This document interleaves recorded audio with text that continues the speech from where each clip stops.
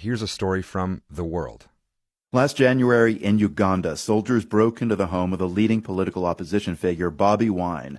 That was after the country's aging authoritarian leader, Yoweri Museveni, was declared the winner of a disputed election.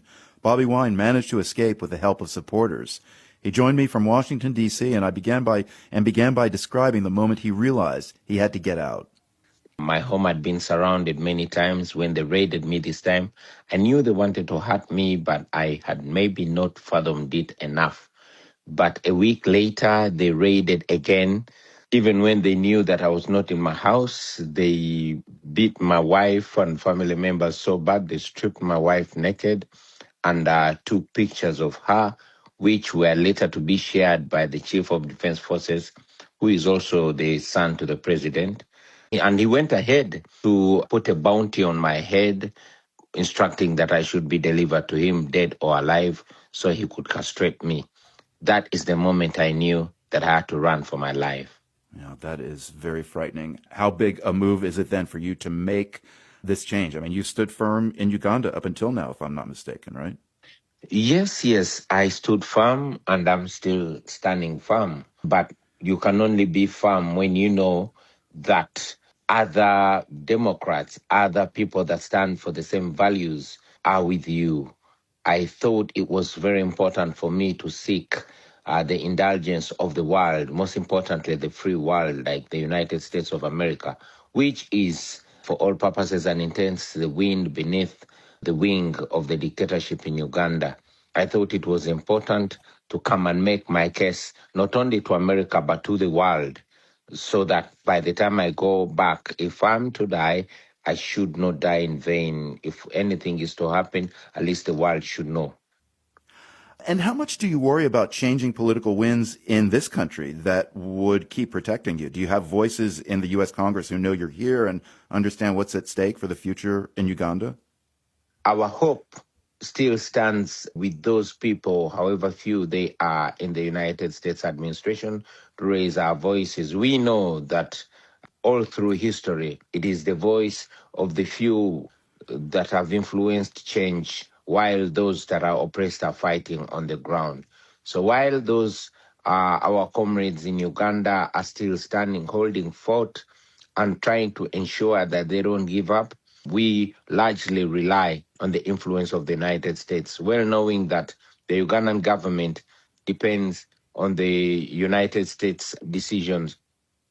So your supporters in Uganda do have a lot to be concerned about, notably President Yoweri Museveni's son, General Muhoozi Kainerugaba. Tell us about your relationship with him. He's the chief of defense forces. Was he the one who ordered the soldiers into your home? General Museveni's son, who is the heir apparent to his father, has said it time and again that he does not believe in democracy. Just last week, he switched off the Uganda's last independent media, the Nation media, and he also closed down Uganda's last independent newspaper, The Monitor. He tweeted that he does not believe in free speech. He has many times warned on torturing people, and he has done it, and is not shy to mention it. The most recent victim was abducted 5 days ago, and that is the deputy president of our political party in charge of the Buganda region, was abducted on orders of Muhoozi. As we speak now, his whereabouts are still unknown, and yet the abduction was carried out in full view, live on camera, and it was broadcast on the news. He was intercepted by the police and police traffic, and then gun-wielding men in plain clothes with a car that has no license plate came, shoved him into a car, and drove him away. He has never been seen again. Very many people have disappeared in similar circumstances. Many have been missing for up to 5 years. The same man, President Museveni's son, has killed many of our friends, and he came out just this year to take responsibility. He tweeted and said he has killed only, and underline only, he said he has killed only 24 of my party members, and he wanted the 25th dead body to be me. So he has always come out and made it clear that he's the one carrying out these atrocities. Unfortunately, the world's known democracies, including America, continue to obnob with him. Just recently, a few days ago, the acting ambassador of the United States was standing shoulder to shoulder with General Muhoozi after he abducted the former Lord Mayor of Kampala, who is also a senior lawyer. Yeah, and Bobi Wine, you said that General Kainerugaba, that's Museveni's son, he does not deny these allegations? No, he does not deny these allegations. As a matter of fact, he takes pride in them. If you follow his Twitter handle, he comes out and tweets he ordered the abduction of the former Kampala mayor. Bobi Wine, you're a relatively young politician who is connected with people in Uganda in a very grassroots way as a musician with thoughts about your country. People see you. They've seen you in concert. Let's contrast that with a different cohort of politicians and leaders who seem less connected to the public. We can name, well, the son of Uganda's president, whom we were just talking about, or Nayib Bukele, El Salvador's authoritarian leader, who has a very savvy online presence. How do you see these young leaders in contrast to yourself? I owe my popularity to the music. My music has always been on social issues. It has always been activist and revolutionary music.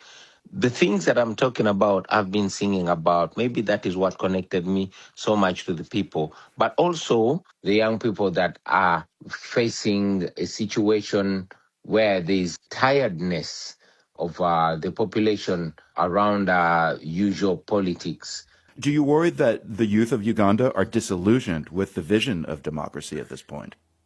Yes, I worry, but I don't worry so much because I'm aware that for the last 7 or maybe 8 years, there's been a massive awakening of the young people of Uganda. Yes, they are really getting tired of elections because they have gone to the polls. They've elected their leaders, but their leaders have not been declared. We have had in the 2021 election and even in the most recent, many leaders were elected by the people and the declaration of results forms are there. But the regime has gone ahead to declare its own choices winners, even when they come out as in the third or fourth position. This has made the young Ugandans doubt democracy. We are Democrats. We believe in democracy, but we also know that we alone cannot achieve democracy, that democracy is not a one-country effort. It's an international effort.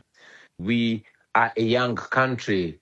The median age in Uganda is 16. Uganda is the second youngest country in the world, but it is ruled by people in their late 70s and 80s.